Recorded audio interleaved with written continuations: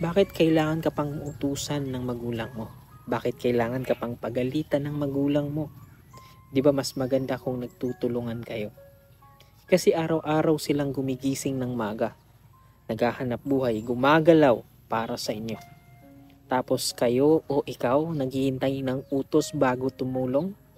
O minsan need pa nilang sumigaw, magalit para lang sumunod ka.